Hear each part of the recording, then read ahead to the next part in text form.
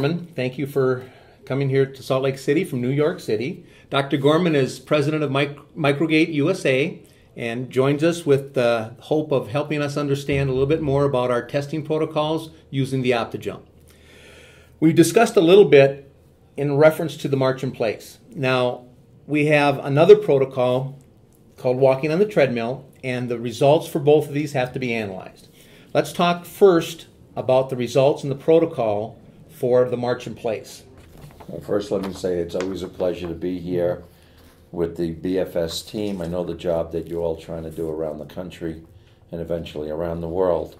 So we're looking at BFS Protocol 1, Symmetry and Foundation, a very simple test where the athlete is marching in place inside the 1 meter system. We'll get a data sheet, and it looks like a lot of data, but what we've done here at BFS is we've narrowed it down to two important numbers: contact and flight. And what we're looking for on the page is the difference between your contact time of your left side compared to your right side, and we're looking for the difference between your flight time of your right side compared to your left side.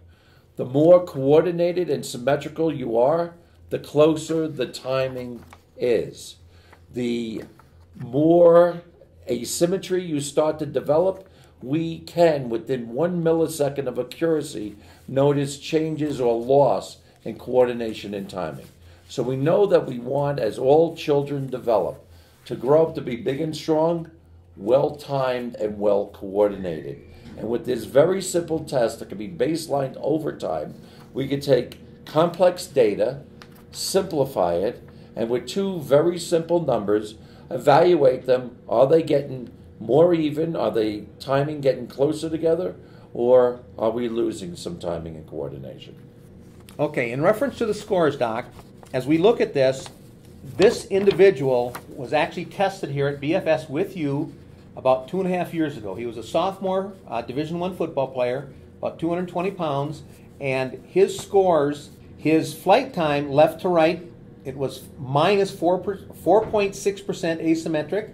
Contact time left to right, minus 9.7% asymmetric. Now, the first question I have, are these numbers exact? We found that the average person is off by about 0 to 5%. 0 to 5% to us is the good zone, the green zone.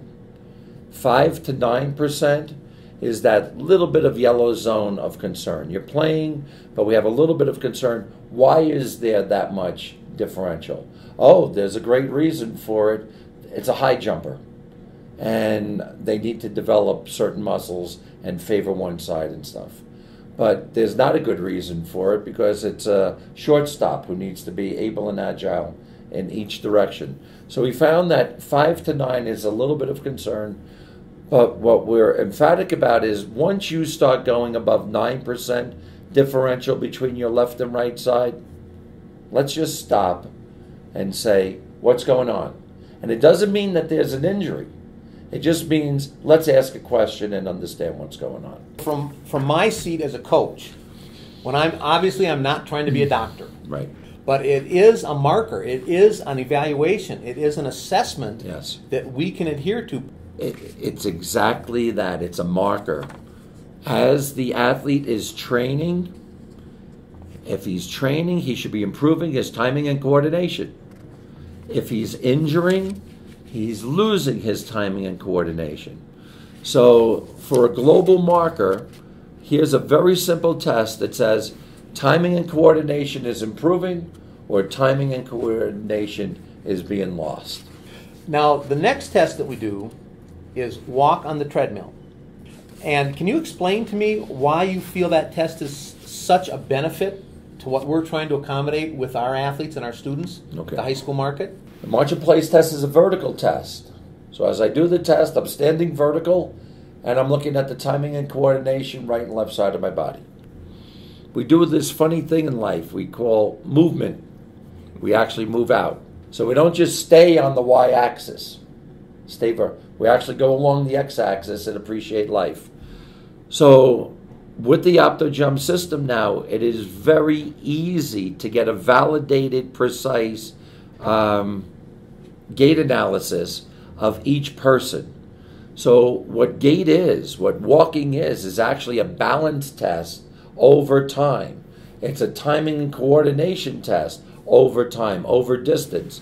So with the machine now, what was once restricted to the elite few, go to the Gait lab, get the special test. Now with BFS, every school in the country can have its own Gait lab with a very simple test to look at the timing and coordination of movement of each and every child. That's why 3 years ago, 4 years ago, we talked about gait printing, your biomechanical footprint of every single person in the country, because we know life comes at you fast. And by having this gait print, this biomechanical data, we can now say, is the child becoming more coordinated as they walk, or are they losing a little coordination as they move?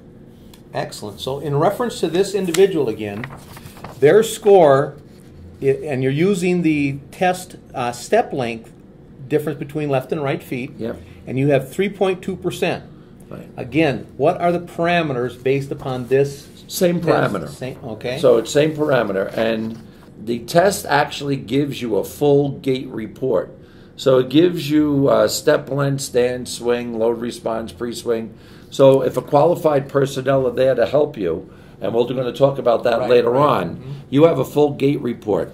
But the most important parameter of the gait cycle is step length.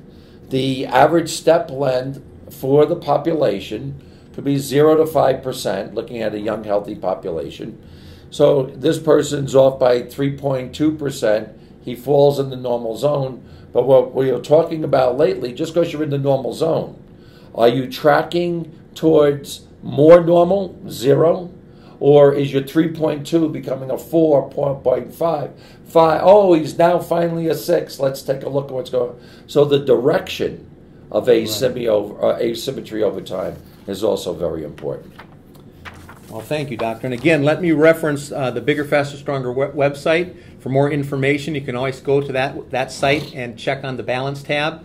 We will have all this information there for you to read and look at. Thank you very much.